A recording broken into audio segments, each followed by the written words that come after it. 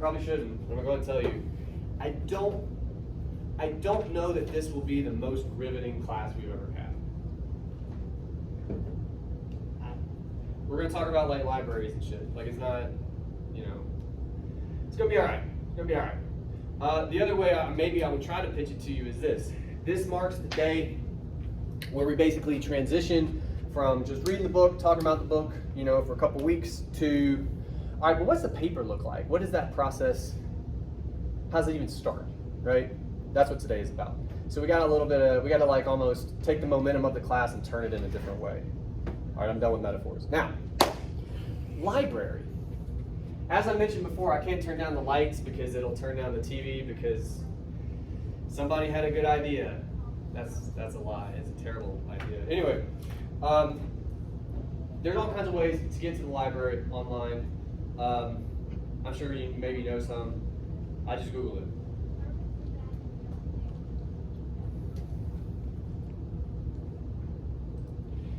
For some of you, this may be the very first time you've seen this, which is a bummer. Anyway, what we're going to talk about today, there's a huge component of this paper, which is research. You're also going to use this for the third paper. It's kind of why I do the second paper the way that I do it. It's almost like a dry run into, third paper is a lot like this one, but it asks more of you, basically. Okay? All that said, this is the front page of the library. If you're on campus, it's going to look just like this. If you're on campus, if you're off campus, you'll have to log in with your credentials. So mine is like T-Pain and then a password. Yours would be whatever. I think you have numbers at this point too, right? Like, yeah, whatever that thing is and your password, you log in, you'll be able to access everything. Because part of what you pay for with tuition is for like library access. Right? Anyway, we're here. What are we going to look at? If we write a paper about Slaughterhouse-Five, what do you think might be a really good place to start? What's like a word we can look up, do you think? Billy. Oh, hell. Billy? You know, I'm just curious. I just want to, I've never. Billy? Billy Graham, he's an interesting guy. Backstairs Billy, whatever that is. Billy, I figure we get some Billy the Kid. Okay. All right. No. No. You look at the author. You look at the author. Okay. It's a good place to start. Now, a couple things I want you to see, and I don't know how well you can see it because of this stupid room. To begin with, just looking at Vonnegut gave us almost 68,000 results. That's way too much to try to look through. You would have no shot at that, okay? Down here on the left, you have some options. You want to always turn on full text. That took us down to 58, so it shaved about 10,000 off. Still a lot. Full text, that's gonna only show you results that you have full access to. The way university libraries work, there's all kinds of databases, all kinds of like different libraries with different stuff that sometimes they share. West Georgia pays for you to have access to all that stuff, which of course you pay for. But they don't pay for everything because no school does. So we took 10,000 off the top. Also, scholarly journals, other places you'll hear it, you'll see it referred to as peer-reviewed. Click that as well. That took us down to 7,000. Peer-reviewed, these are like the places mostly with the kinds of articles we're looking for, okay? People making actual arguments, kind of like the ones we make in class, talking about the book in ways that we talk about it in class. That took 50,000 off, which is great. 7,000 is still a ton, maybe too many to try to look through, but it's so much better than where we started, right? Now, the other thing you can do, I mean, you could go ahead, you could start skimming. There's a couple in here that could work, potentially. But before we go down that road, I want to show you something else. There's a thing called Boolean operators. And mostly I just tell you that because it sounds fancy. I'll even spell it for you.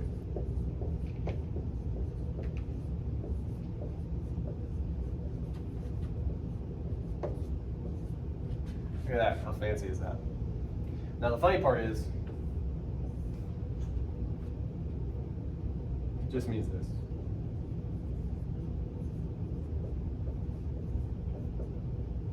And, or, and not. These are modifiers when it comes to a search engine. Every search engine you encounter, by the way, even Google, even though it's like super new comparatively, they all work on really, really old technology for the most part, okay? So Boolean operators are how you sort of specify your search. In this case, I'm going to show you the two most useful, and then I'm going to show you the one that I don't know why it exists. We actually have an option up here that we could look at, but I want to think about a different one first. If we're going to talk about Vonnegut, and we want to talk about the book, okay, we're not going to look up the book. That's not going to be as helpful as you think in most cases. But we also want to think about ideas. We want to think about themes that we've discussed, either in this class or, again, more specifically when it comes to the book itself. Can you guys think of any like just big ideas? Unstuck in time. That's a phrase. Oh, that'll work. I was gonna think of time. Time, there you go. We could do that. Took us down to 6,200. He talks about time a lot. But hey, right off the top, look at this. Spastic in time, time and disability in Kurt Vonnegut's Slaughterhouse-Five. That could be worth looking at, right? At the very least, it's about the damn book, so like that's a good sign. We can skim through this for a second.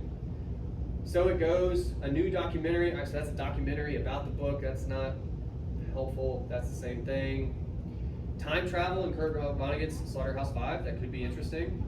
Okay.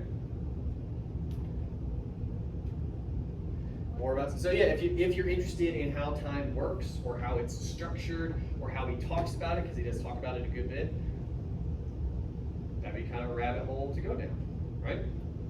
Cool. Let's try a couple more. What might be another one we could try instead of time? I just want to show you guys a couple. Yeah. It's weird when you say it all by itself like that. So that's okay. 3,100. All right. I'm not quite sure what that's about, but that could be interesting.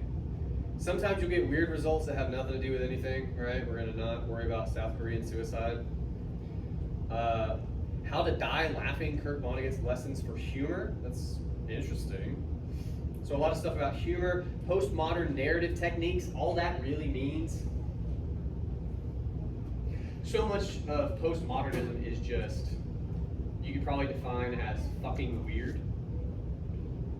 Which totally fits this book. I also just realized this isn't looking at the screen, so that's helpful for whoever might be watching.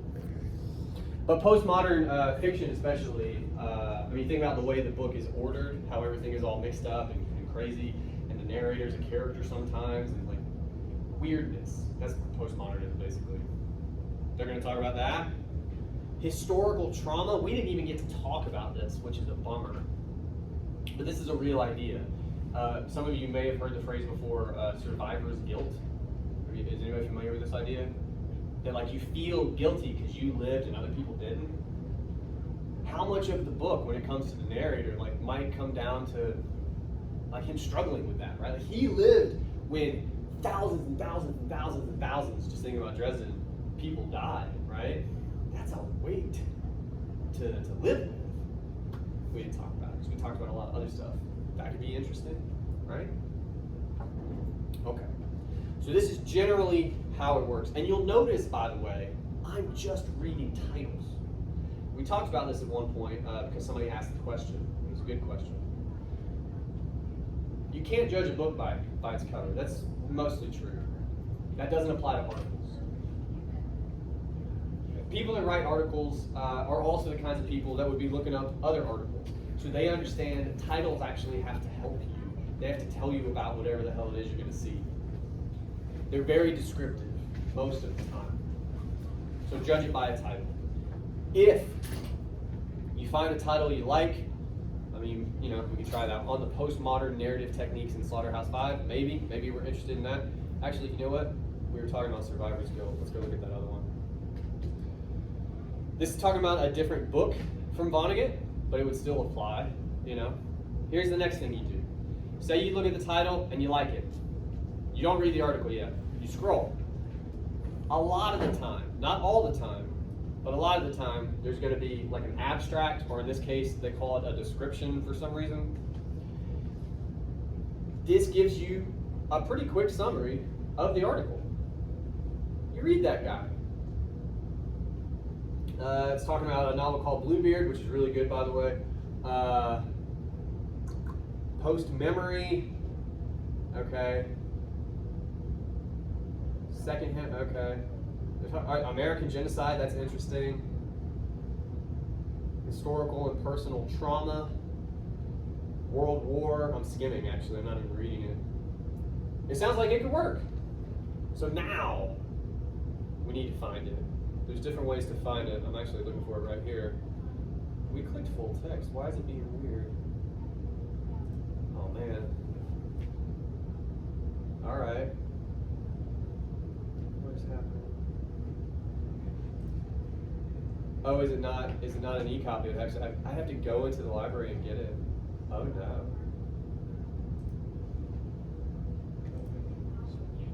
Or maybe I'm not logged in on this computer. That's weird. If we're on campus, we should be logged in. Huh.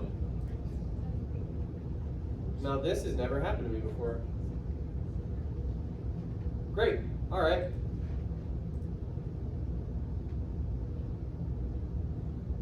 Yeah, we have full. Okay. Okay. Let's try something else. Didn't it say like export to Excel or something like that? What would that even do? Like, just put on Excel? I think it's going to export the citation, which is only like kind of helpful. But yeah, it wouldn't send the article. I don't know. All right, let's try something else. I looked this up before class, and I've only done this because I happen to know some of these work. Vonnegut and masculinity, for instance. This is the article we're going to talk about in a minute. This is the article I actually gave you guys. The Vietnamization of World War II and Slaughterhouse-Five and Gravity's Rainbow. That's the Jarvis article that you'll have to read for next time. Be excited about that. So anyway, we're not going to look at that just now. But some of these other ones, For the Boys, Masculinity, Great Comedy, and the Vietnam War and Slaughterhouse-Five. That sounds interesting. Fixing Men, Castration, Impotence, and Masculinity in One Flew Over the Cuckoo's Nest. Apparently, that somehow jibes with Vonnegut since it's in this search, so maybe. And again, you just kind of scroll. I've had students use this one before, the Africa Corps in American Captivity. That's kind of interesting. So you look through these titles. I'm going to use this very first one. All right.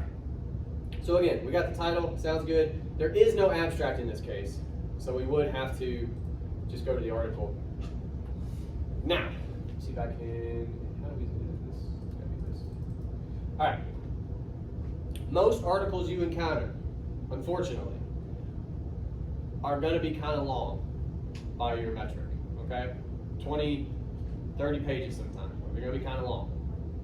So what you don't do is immediately start reading. Don't do that. I didn't understand this until I was in grad school. One of the actual skills you have to develop is skimming. I know you can all do it, but it is a skill. You can do it well. So you're just kind of looking for keywords. I mean, look at this. This is his introduction. Usually they're probably 2 or 3 paragraphs. Yeah. So we'll just skim through. He's talking about a lot of like related stuff. We could probably like miss all that. We don't need any of that. All right, there he brings up Vonnegut. He's a black humorist, so he's got dark humor. Yeah, that's all we really say in that paragraph. Jesus. He's interested in the individual. Okay. Oh my God, it's going blank now. Okay, this is his thesis. Innocence and experience, in which the former is applied to young soldiers who need to be preserved, protected from the inevitability of experience. We talked about this before with Little Boy, right? Vonnegut uses black humor at times to explore this so-called masculinization and maturation. So it's the idea that if you go off and become a soldier, you become a man. Somehow he's going to talk about Vonnegut's thoughts on that in the book. That for sure sounds like something we talked about at various points in this class. That would tell me I could go kind of looking through the rest of this article. Now again, it depends on the article itself. I wouldn't necessarily read it still right now. What I'm actually kind of looking for, I don't see any though. Sometimes you'll have sections. So for instance, in the article I gave you guys,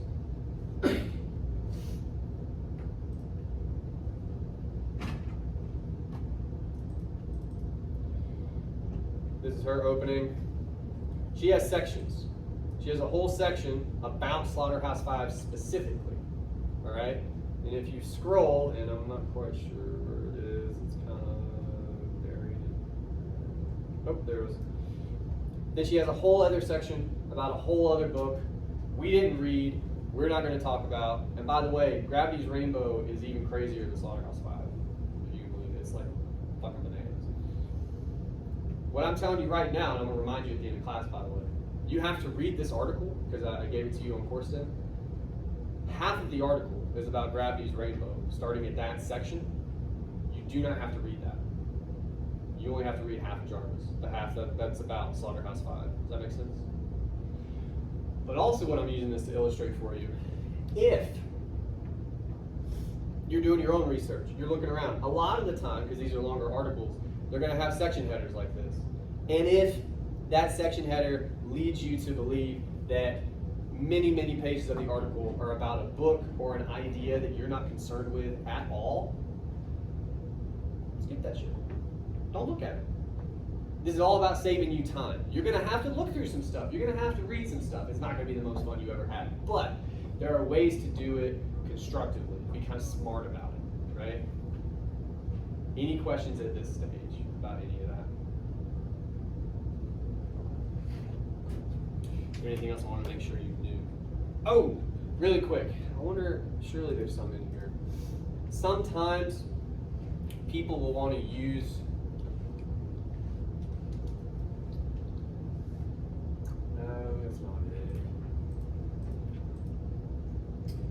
there's none here. Anyway, sometimes you'll find an article, like these are all from academic journals. Sometimes you'll find a book review, and it'll usually tell you right over here. Don't use those. That's legit. I like the book or I didn't. That's not. We're not interested in that. Don't do that. Cool. All right. Let's actually talk about Jarvis.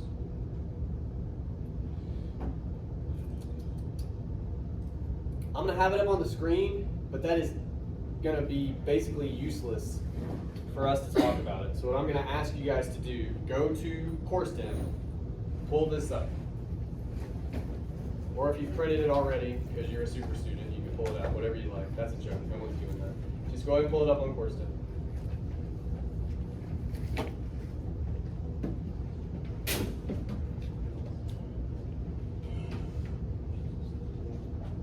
I warned you today wouldn't be fun, by the way.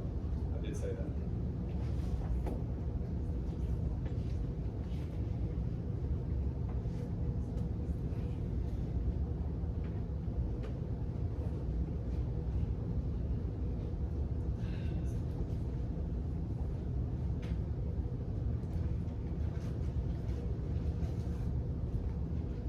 Does anybody need more time to open it? Okay, you're good. I was just wondering.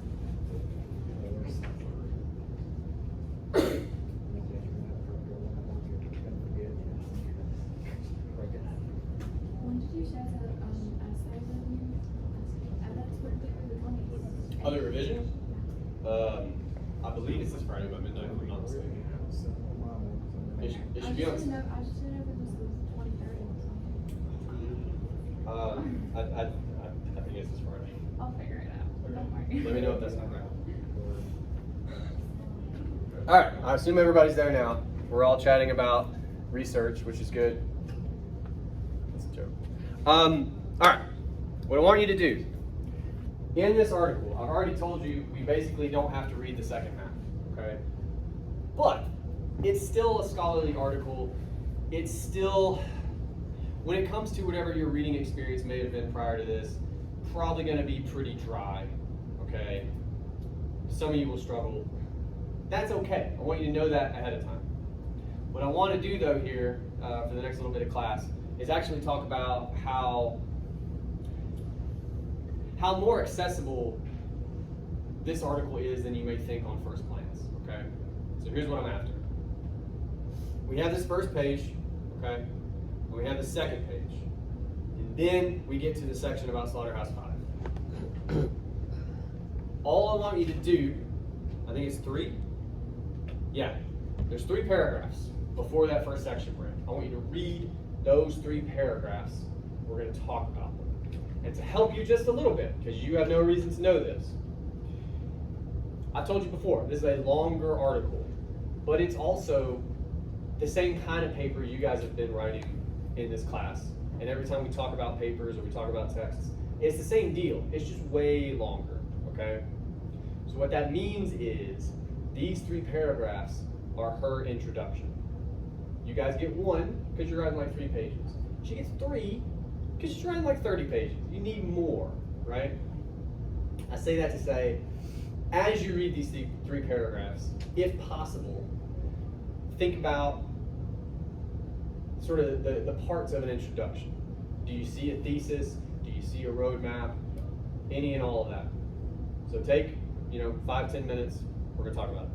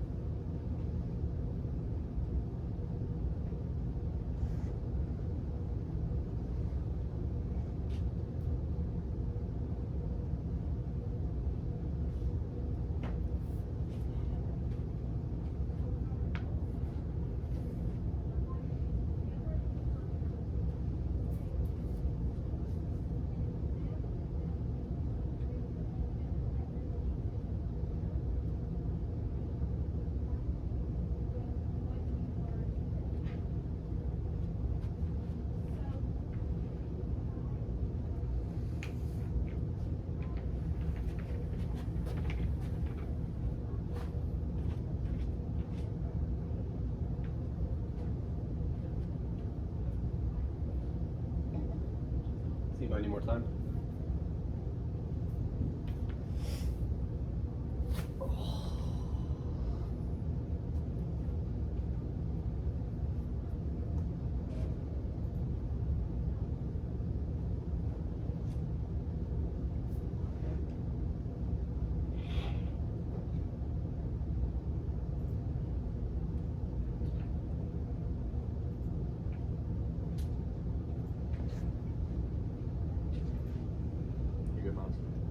All right. Everybody else good? Outstanding. You guys are churchyard quiet today. I mean, that's a weird misnomer, isn't it? Because like churchyards historically, that's a graveyard, is what you mean when you talk about a churchyard. Nothing? All right. Anyway, so there's 3 paragraphs. First paragraph, by far, the longest. We agree on that? That's pretty easy? All right. It's probably doing 2 things, but I would say 90% of that first paragraph is doing one thing, right? What is that? What is most of this paragraph about? Criticizing Nixon. Do I know? Criticizing Nixon. To a degree. I mean, I don't, at least implicitly, I suppose. But at the very least, like to keep it super general, it's about Nixon. It's all about Nixon. It's all about his policy of Vietnamization, you know, trying to get American troops out, train U.S. Or train Vietnamese troops to like fight for themselves, you know, all that stuff. What is that? Why? I mean, we're talking about Slaughterhouse-Five and Gravity's Rainbow, apparently. Why do we start the essay with like a full page about Nixon, do you think? What is that? You guys have language for this, by the way. Don't act like you don't. How would you describe, almost like this, it's a story, right? It's a little story about Nixon. We can start with a different line of questioning if you like. What's some of the more interesting aspects? Because I find it, honestly, interesting, some of the things that she mentions. Did you guys learn anything about Nixon in this paragraph? He watched Patton a lot. A lot. In the 10 days, Patton, I wouldn't expect all of you to know this, is like a 2 or 3 hour World War II epic, right? About General Patton, and basically, he's the king of all badasses, also America's awesome. Like that's a pretty good synopsis of that movie. Could he just be a fan? Yeah, for sure. Is it still kind of weird to watch a movie like that many times, especially if you're the president of the United States and you're making like decisions about war and stuff? Yeah, maybe. What is she kind of saying about that when it comes to him watching Patton that many times while he's making all these pretty important decisions? She's implying something. Sounds like he's drawing inspiration from the movie. Yeah. Probably she's kind of like, are you an idiot? You're taking inspiration from a movie. Well, and again, I don't know if she goes that far because again, if, That's not true. but to be fair, because we kind of talked about this in different ways, this unit at least, we all kind of do that. We almost never mean to, right? The true psychos out there are the ones that like put on capes and like, oh, I'm Batman, like that. We don't go that hard, but we do that stuff all the time, man. You don't mean to. I think that's what she is. It's for sure. It'd be hard to argue it's not informing his thinking, right? Like shaping his perspective a little bit. But the wild thing about that realization is, again, he's not just a dude. He's the president of the United States. Like, bro, you can't be watching movies. Like, it would be like Joe Biden or any current president sort of watching the Independence Day movies. And I was like, all right, I know what to do now. And you're like, no, you don't. No, you do not. We just need Will Smith, right? Like it. So that, what do we call that stuff? Other than just like an interesting story, which it is. We got language for this. Why is she starting the paper this way, do you think? To grab our attention. Good. So that makes this what? What'd you say? What did you say? A hook? Oh yeah. My gosh. She called it a hooker, which it is not. But that is attention grabbing. Anyway, this is a hook. This is a hook. And again, it's way longer than what you guys normally have, by far. But again, it's like a 30-page article. She's got more room to work with. This is a historical anecdote, right? Short story, it's only a paragraph long. It's got some history. And as we well know, because we read the book and talked about it for weeks, this book for sure has connections to like that era. First of all, it came out in 1969, so it's like right in the heat of all this. But also, Vonnegut talks about Vietnam. It's clearly on his mind as he's writing this book about World War II. So there's some pretty easy connections we can start to make. But it's a hook. Like 90% of that first paragraph is a hook. That's all. And I say that to say, again, even though it's going to look different because it's longer, these articles you're going to encounter are more or less built exactly the same way I'm talking to you about your papers now, okay? They're no different. They're just way bigger. So we start with a hook. Now that would tell us that we have a second part of the introduction, which would be what? What's the second part after the hook? Thesis. That's the fourth part. That's okay. What's up? That's body paragraph. You guys are hurting me. Is it introducing the text? You introduce the text. You introduce the text. Where does she do that? Whenever she starts involved in Slaughterhouse and Rainbow. Gravity's rainbow. By the way, he's talking about the arc that a missile takes. That's gravity's rainbow, because you do the math.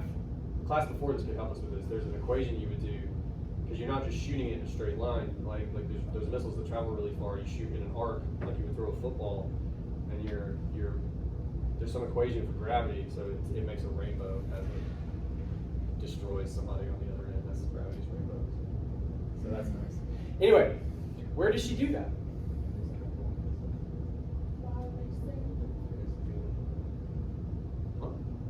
Oh, yeah. Okay, I didn't know. I was like, yeah, the second paragraph. That's her introduction to the text. Kurt Vonnegut, 1969. That's exactly what we do. And that guy with that business do this. She doesn't really do the summary part. You're not going to run into as much of that in these articles because they for sure assume if you're looking up scholarly articles about Kurt Vonnegut or Thomas Pynchon that you've probably read their books. You're not just looking this shit up for fun, right? So she gets right into her argument after that. Revealed that the war in Vietnam was like doing things. What is all that business after she introduces the texts? Whole. Not yet. Soon. Before that, you started to say something earlier. I don't know if you remember. I was talking about like you're explaining like the analysis of Yeah. in the introduction. And you're kind of telling us you're generally explaining the bigger ideas we're going to encounter in the rest of the paper, right? What do we call that? I can't remember the exact words. It's a roadmap. It's a roadmap. Now, I will grant you it's a little bit different with how we talk about it because, well, it's kind of up to you to decide. Her roadmap starts, we're going to say here, right? And it ends wherever her thesis begins. And my question to you, the worst question I could ever ask you, where does her thesis start, do you think? You do know this. You don't know it just now, but if you look, you do know this.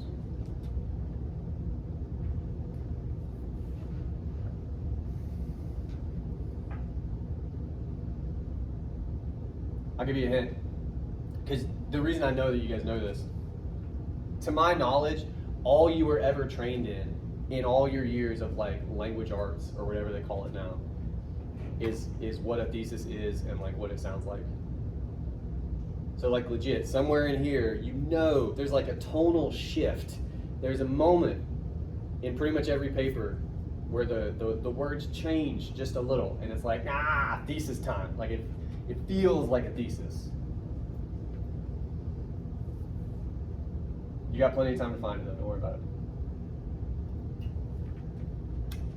Running out of tea. Where's the thesis start? Somebody take a shot. I do this every year, by the way. People are always wrong the first time. That's okay. All presented. Where's that? The end. It says while presenting. Oh, you said that because it's the last sentence, and that's what you guys do. Yeah. Mm-mm. Like you said, Bear this in mind. It's like a 20, 30 page paper, so the thesis is going to be longer than you're used to. Is it through readings? Slaughterhouse? Yes. The third paragraph Yeah, that whole thing. is her thesis. is huge compared to what you guys are used to, right? But again, think of this. You're writing a 3-page paper, thereabouts. Your thesis statement, say it's even 2 sentences. What is it, 3 lines, 4 lines tops? For 3 pages. Multiply that by 10, which is what she's doing essentially. Yeah, it's kind of what that ends up looking like.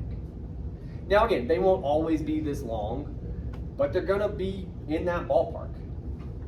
And I say that to say, weirdly, now you're kind of on the end of things that I'm on when I read your papers, okay? You're reading these, you're trying to draw conclusions from these, you're trying to engage with their arguments ultimately. And to do that, you got to think about the parts sometimes.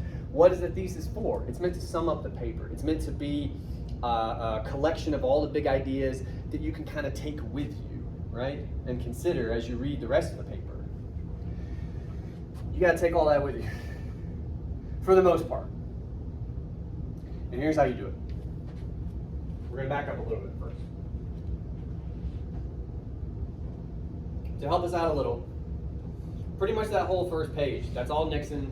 It's all historical, anecdote, interesting, hooker. I'm so sorry, I can't let that, it's hilarious to me. Anyway, it also just struck me I shouldn't like point at a young woman. Anyway, just of all the ways to get fired, that would truly be the stupidest one. All of her argument is on the second page, which is really helpful. I appreciate that from Christina Jarvis. So, I've said this several times, and now I have an eyelash problem. 90% of the first paragraph is that historical anecdote. 10%, roughly, the very end, she starts making her argument a little bit. So if you read that last little chunk, can anybody sort out what like claim she's trying to make here at the very end? Let me take this eyelash out of my eye.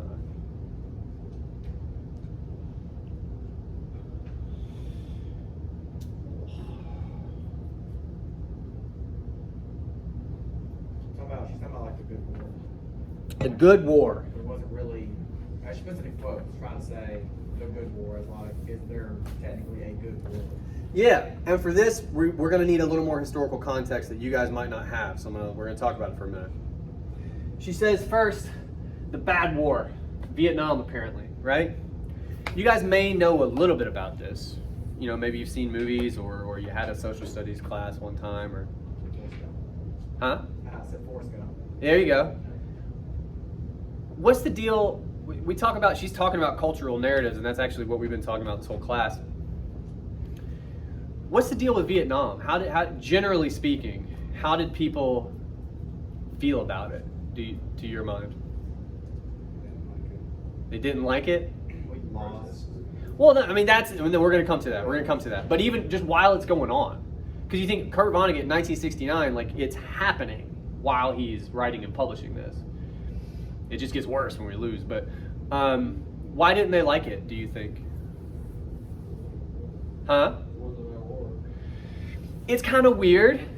You know, up until that point, even World War II, man, I mean, it's in Europe. I mean, for a long time, America wasn't involved. Like we were, but like we weren't sending soldiers. And then what happened? All right, in unison as well. Very good. It gets really hard to stay out of it when they start bombing you. All of a sudden, you are involved. So it's a good war. Everybody feels good about it. Fuck those guys, right? Oh, and yeah, fuck those guys on the other side too. Like that's when she's saying the good war. She's talking about popular opinion for the most part, popular conception of the war. Everybody was in on it, right? All the men went to fight. Women's worked in factories. You've seen the same movies I have, right? Like we're all in this together. Good war. Conversely, Vietnam, Russia was for sure, and China, they were helping out the North Vietnamese, okay. So we stepped in for the South Vietnamese because it's like communism versus democracy. But it also doesn't really have anything to do with us. Why are we here? You know? Add to that, Vietnam is famously the first war like that was televised. So you would come home, you'd see it on the news. before that, you'd read about it in the paper, but reading, about a battle is super different from seeing like a village on fire or whatever, right? That's pretty different. So people, they have a different conception of Vietnam, even while it's going on. We don't feel as good about it, We're for sure killing some innocent people, by the way, while all this is going on. We don't feel good as a country, right? Now, there's other ways we could talk about that too, but we're going to do that. We'll do it here. Clear-cut, decisive victory. Talk to me about World War II. We talked a little bit about why Vietnam is bad. Why is World War II good? Because we still have this idea.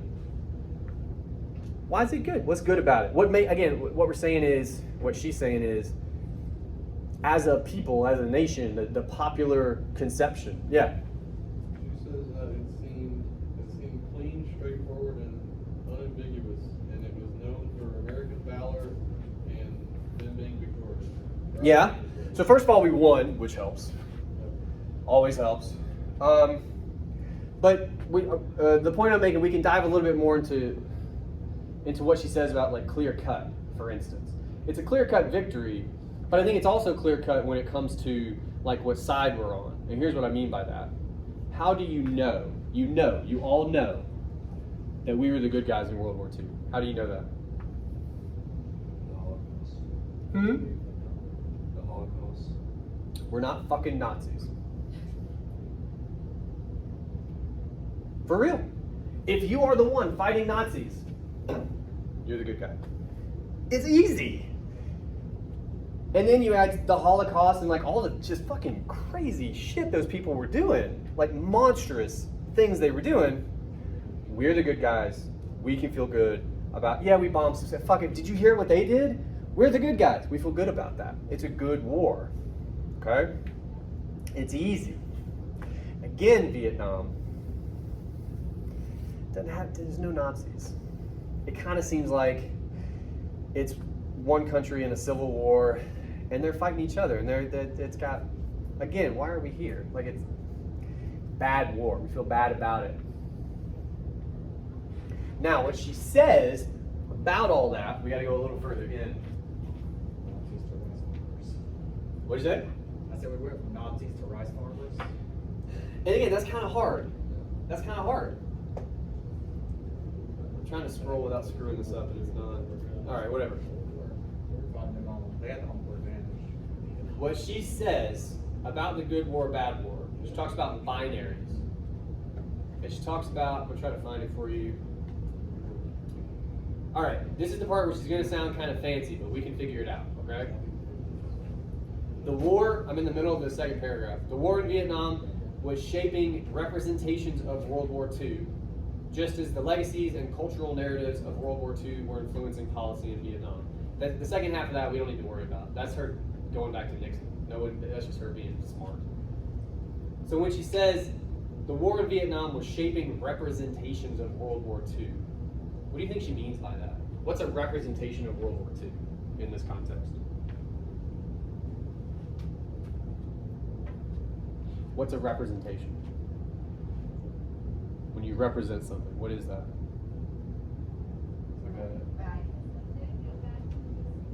Huh?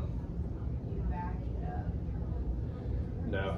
Oh, you're thinking of like the popular. There's like a slangy way that people will like represent. That's not actually what that word means. Description almost. Like A what? description. Yeah, I mean it's involved. I'm trying to think of an example for you. Could you say demonstrate? Yeah. Well, but it's a made thing. You see what I'm saying? So like a political map of the United States with all the states on it. I would hope that we all know that like when you cross into Alabama, it doesn't turn into a different color. You know what I mean? Like because it's a representation. It's illustrating state boundary lines and maybe capitals and stuff like that. But it's fake. It's not a real thing. It's a representation of that thing. Do you see what I'm saying? Exaggeration almost. I mean, it could. Well, inherently there's some, but some representations are really close to the truth. I mean, we have like documentaries, for instance. It's not as if you're really there, but it's being represented for you in such a way that it's really, so there's a spectrum. So an illusion. In a way, yes. A made thing would be more useful, but either way. The point here is, if she's talking about representations of World War II, what do you think she's referencing in this paper? Patton would probably get involved, but she doesn't really talk about that much past the first paragraph. What is she talking much more about? Ah, Slaughterhouse. Slaughterhouse 5, Gravity's Rainbow. These books about World War II. That's all she's saying. So the war in Vietnam was shaping representations of World War II. The fact, and it's a fact, that Vietnam was going on and people were thinking about it and talking about it and having opinions about it. The fact that that was happening while Vonnegut was writing this book shaped how he thought about World War II. That makes sense. I can see that, for sure. Okay, I get that. Turns out it's actually not much of an argument. It just sounds fancy. Okay. Following the lead of other books we didn't read. Deconstructs, and this is the meat of her argument, deconstructs the binary framing of America's good war. And then she gets into a bunch of stuff that we're not going to talk about today. What's a binary? Two sides. There's two sides. You're either a 1 or a 0, right? To go back to like coding language. Okay. What's that got to do with good war? What is she talking about in terms of binary, do you think? She gave it to us 5 minutes ago. If you're not a good war, you're a what? If it's binary. Bad war. Bad war. Yeah. So what is she saying? She's claiming these books want to deconstruct that binary. What do you think that means? Just trying to say it's not that easy to say it's a good war or a bad war. Good. Because there's a lot of complexities and For sure. And it's hard. It's hard to know that, first of all, because it gets more complicated, but also if you can at least appreciate that nuance, if you can appreciate that maybe a war is not entirely bad, but for damn sure, if you're Vonnegut, it's not entirely good either, right? Yeah. Okay. And then we get to her thesis. And again, she's gonna have some structural stuff that you gotta wade through a little bit, okay? Hang on, we're gonna get there, Lakita. It's coming. We're almost done. Through readings, she's just saying she read books. Got it. This essay examines. Where's your fucking argument? How the Cold War, that's Vietnam, she's talking about Vietnam. Alright, so all that is just Vietnam created a prism, that's her being very fancy, for reimagining and reconfiguring cultural narratives about masculinity and the Second World War. That we can talk about.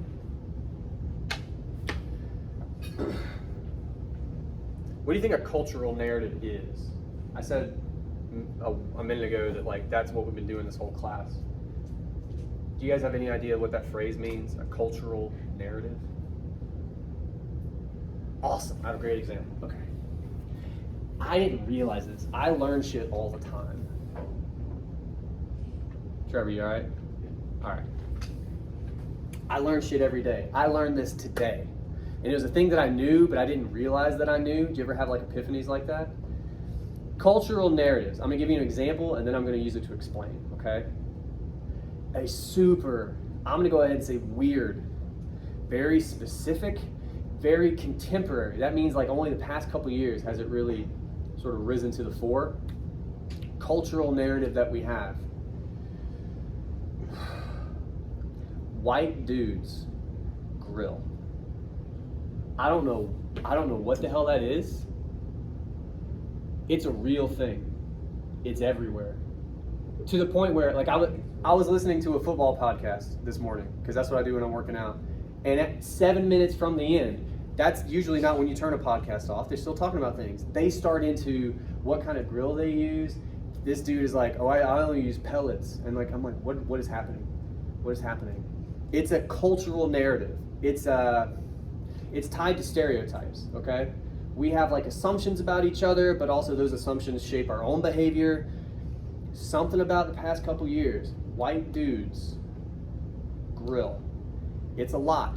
It's kind of everywhere. It's weird. It's weird. So you grill? No. But I got other. There's subsections. So like I'm a little bit of a nerd. You know, like I've been playing a GameCube game recently. Like it's really, but I fit it different. Anyway, but the point. Hey, I got family. All of them grill. All of them grill. Like it's not 2022 and we have like microwaves and ovens and shit. You know what I'm saying? Like it's, but it's part of a cultural narrative. And I'm not going to get into why that particular one has taken hold, although I do have theories I would love to regale you with. My point is, we as a people have ideas about different things, assumptions about different things. We use them to make our movies, but also our movies make them, right? We talked about this. So when she's talking about cultural narratives around masculinity, first of all, we spent the whole first unit talking about those, okay? And the Second World War, we've started to talk about those in this unit. Her point is that Slaughterhouse-Five wants to challenge those, wants to say, maybe those aren't as sort of accurate as you would think. Maybe we could poke some holes in those cultural narratives. Next sentence. These books, I argue, all right, they talk about World War II and Vietnam together. They're trying to undermine, this is more of her argument, undermine the privileged space that the good war occupies in America's cultural imagination. Cultural imagination is a synonym basically for cultural narrative. We don't know what war is like, but we have stories about it that we kind of tell each other and tell ourselves. So it's part of our imagination as a culture. That's what she means. She says that Vonnegut undermines the privileged space that World War II has in our cultural imagination. What do you think she means by that? We could dumb that way down. What does undermine mean, first of all? Trying to think how to describe it. I know this one too. I know this one in a way you guys won't care about. Watch this. No shit, it comes from this. I feel like the word split up. Huh? Like, Alright. It's good, because you guys are going to hate that I'm going to take this long to explain it. Watch this. Alright. Back when people used to have sieges, back when people used to have walls and that mattered, right? So like you'd have a town, and this is your wall. This is all of us over here giving the middle finger to all the soldiers out here who are like, let us in. We're like, we got a wall, suck it. You know, like that whole thing. One of the things you would do, this is hundreds of years ago, you would dig down, and then you would dig under that wall, and that wall would fall over. You would undermine the wall. It's like going against somebody. It's tearing down, but in it like you take the legs out from under it, basically. Yeah. Okay? Again, I was really just excited that I got to draw a little picture for you. Now you know what undermine means. And they had a ball. So, words are great, man. When she's saying undermines the privileged space, what's a privileged space? What's privilege? Come on. You know this one. Having advantages. yeah. Okay. So she's saying Vonnegut undermines the privileged space that World War II occupies in our cultural imagination. What do you think she means by that? Is it because he kind of makes his book like in a joking type of manner? 'Cause That's it's part of like it. it's all over the place. Yeah, I mean, that's part of it for sure. But what's it got to do with what we think about World War II, do you think? Well, she could still be talking about like our glorified notion more, maybe. You go into the book. I imagine most of you do. Most of you may still. When you think of World War II, I know you think of it often. I know. But when you do, how do you picture it, right? Like, what do you... I think of Saving Private Ryan. For sure. If you've never seen it, watch the first 20 minutes. That beach scene, holy shit. But that's what I think about. I think about movies and music. You say, how old am I? Call of Duty. Oh, Call of Duty. Same deal. Yeah. For sure. For sure. No, that's real though. And there's always music, and there's heroes, and there's like, go without me! Like that kind of like, that's how we conceive of this stuff. It's part of our cultural imagination. She's saying, Vonnegut is trying to cut the legs out from under that, right? In our heads, in the way that we think of it. It's not as awesome as we think it is. Exactly. That is all she is saying. Isn't it wild how you can dress it up to such a degree? To be fair to her, I don't know that we would respect the article if she said, Vonnegut basically says World War II wasn't great. Right? We kind of expect it to, you know. But anyway, that's all she is saying.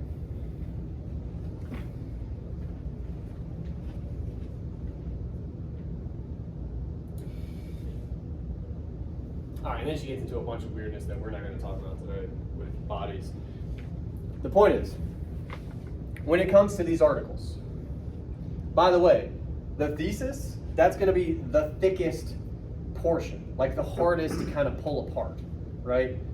Because just like your papers, she's taking X amount of pages and she's condensing it into, you know, like a shorter paragraph. So it could be kind of tricky. But what I'm trying to stress to you guys is, most of the time, it's stuff you can understand. It's stuff you can figure out, okay? Even if you have to look up what undermine means or whatever. But it's stuff you can sort. It's not as hard as it first appears. Okay. And the last thing I want to say to you is, I just lost my train of thought because my head is really stupid.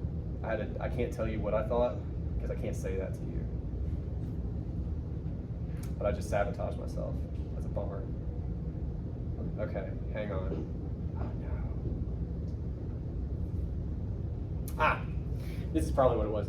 Basically, her whole point here is Vonnegut is trying to take our common conception of World War II, good war, because that's how we conceive of wars, either very good or very bad, and say that they're all somewhere in the middle.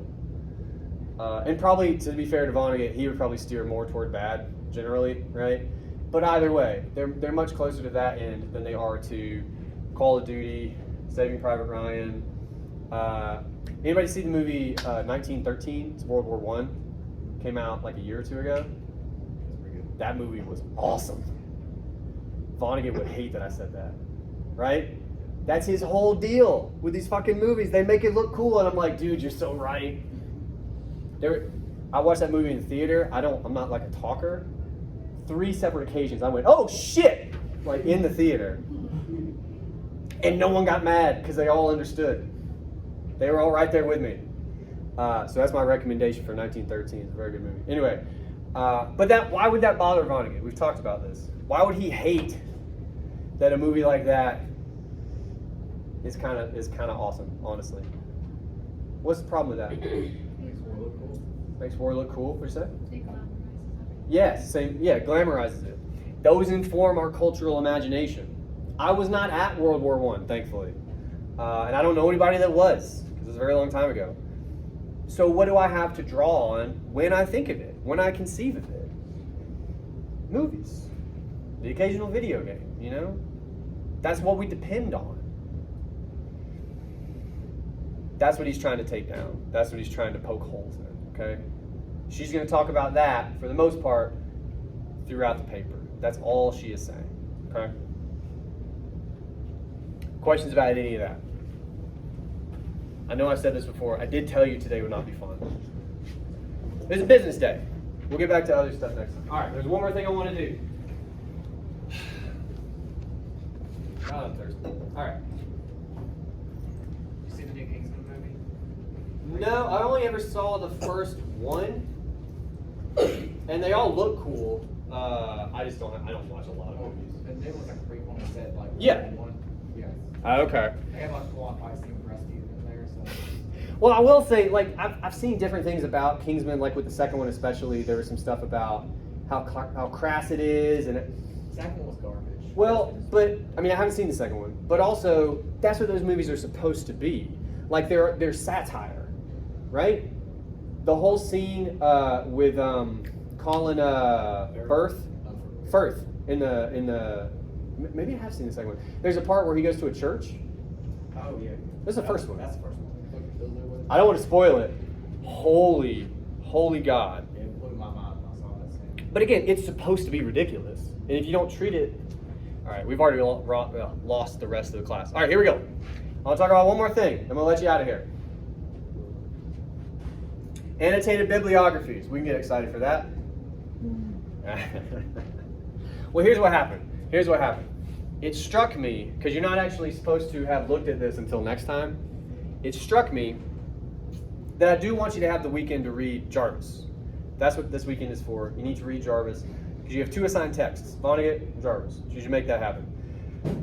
But in the event that you read Jarvis, maybe you have a little bit of time to kill. You want to get a little bit ahead. I want to go over the bib prompt real quick, because that's the next thing that's coming up, okay? Basically, you're going to owe me 4 annotated bibs, okay? It'll work like this. You have Vonnegut, you have Jarvis. That's 2 of your bibs. You have 2 more sources you got to find yourself. That's you doing the research we talked about at the top of this class. That's 4 bibs. You can do them in any order you like. I don't care. But for instance, if you, and we're going to talk about what the bibs are, but if you, for fuck's sake, have read Vonnegut by now, okay? If you read Jarvis this weekend, maybe you want to knock out those 2 bibs. You're halfway done with this business, right? That'd be cool. On the flip side, if you got a lot of time and you want to do some research, again, you could go down that. Anyway, they're due 2 on the 29th, which I imagine is next week. That's right. Okay. Next Friday? That could not have been intentional for me. Anyway, and the 4th, apparently. I'm going to have to double check the dates now. But it is supposed to be next week. I thought Wednesday, but God, who knows anymore. I'm really bad with That's our dates. next Thursday, 29th. Thursday, that feels better. Anyway, what are they? You will not like that they are 500 words apiece, thereabouts. But there's steps. If you do all of these steps, 500 words actually isn't usually that difficult, okay? So first of all, you provide a complete MLA citation. I have an example down here that I wrote. Look at it. It's wonderful. This is the MLA citation. You get it. It's the top guy. Why would we have that? Well, in the future, when you sit down to write your paper, at some point you got to make a works cited page. There it is. You already have the entry. How magical is that? You don't have to worry about it. Step 2, briefly summarize the information contained in the source, 3 to 4 sentences, something like that. So in Jarvis's case, her paper is about Slaughterhouse-Five and Gravity's Rainbow. She mostly writes about how Vonnegut, works to undermine the privileged space that World War II occupies. She also investigates some weird stuff about bodies that you can talk about if you want. That's 4 sentences. And then the rest of the bib, this is the really important stuff. Once you've summarized it, you've thought about it a little bit, how do you think you might use it? What this means, if you take yourself all the way back to how we started this unit, okay, with the Oliver video about student athletes, whether or not they should be paid, right? Where does your text, whether it's Vonnegut, Jarvis, or one of the 2 that you find, where does your text speak to the other texts, right? So in Vonnegut's case, for instance, you cannot talk about the entire book. That doesn't make any sense. You have no shot at that, right? But say you're interested in the Englishman. We want to talk about that in a little bit, okay? There's moments in Jarvis where she talks about the Englishman, so that's kind of easy. There's other articles about masculinity, for instance. That would for sure factor into the Englishman, right? Representations of masculinity, that sort of thing. That would make sense. So any place you feel like your text connects to another one of your texts, that's what this section is for, okay? And then lastly, choose 2 quotations from your source. This is 2 quotations per bib, okay? And I'm actually just going to show you what it looks like. So look, there's our citation. Half this paragraph is a summary, the other half is how I might use it. I found a really cool essay about emotional labor in professional wrestling. I don't know if all you know is professional wrestling is not like real, it's scripted. But because it's scripted, she talks about it like a play, or I suppose this guy does, talks about it like a play. It's really interesting. So I thought about that some. And then I have two much smaller paragraphs about quotations. All I do is right here. Fuck my life. There we go. I've integrated it into a sentence. I have my quotation. I have my citation. Why would I make you do all that, do you think? Because you're gonna do something right now. Yes. And you're going to help yourself. Again, say it won't be the night before because you're all better students than that. But say it's like 2 nights before. You're feeling under the gun. You're feeling some pressure. You don't know where to start. You have 2 quotations that at some point in time you were like, these could be good. And they're ready to go. And you even, if you do what you're supposed to, have a couple sentences about like why that quotation is good or what it made you think about or whatever. So you have just little nuggets hidden in your bibs to help out the future you. This is basically my way of forcing you to take notes, okay? And here's why I do it. Here's what you guys don't always understand at this point in the process, okay? When you sit down to write this paper, it's going to be sooner than later, okay? You're going to have Vonnegut, which is like a 250-page novel, okay? You're going to have Jarvis, which is like a 20 or 30-page article. You're going to have 2 other articles you find, however long those are. That's a lot. That's a lot of just words. So what would be better, I think, 500-word bib, 500-word bib. Just got 4 of those. Much more manageable, much easier to track, to organize. And this is not to say you can't talk about things that aren't in your bibs or anything like that, but this is where you could start. This is to help you make sense of all the information you're going to have to make sense of, okay? And I say this full well knowing that some of you will not do these. I'm telling you, you should. It will make your life easier, okay? Questions about any of that? Today was rough, I'll admit it, but we got through it. So it's 2 for next Thursday and then 2 Thursday after that. Yeah, for next time, this one. Read Jarvis, first of all, and a reminder, you don't have to read all of Jarvis, right? You read the first, couple pages, you read the section about Slaughterhouse-Five, and then the whole second half is about Gravity's Rainbow. Don't even worry about it. Don't read that part. Save yourself some time. You're supposed to look at the bib prompt for next time, but we don't have to do that now. You can, if you have questions about it, if you think about questions over the weekend, come in with those. To answer your question, yes, Thursday you'll have 2 bibs due, and then I believe it's the next Tuesday you have 2 more bibs due. And at some point between now and then you want to start on those. And otherwise, I'll see you next week. Thank you guys.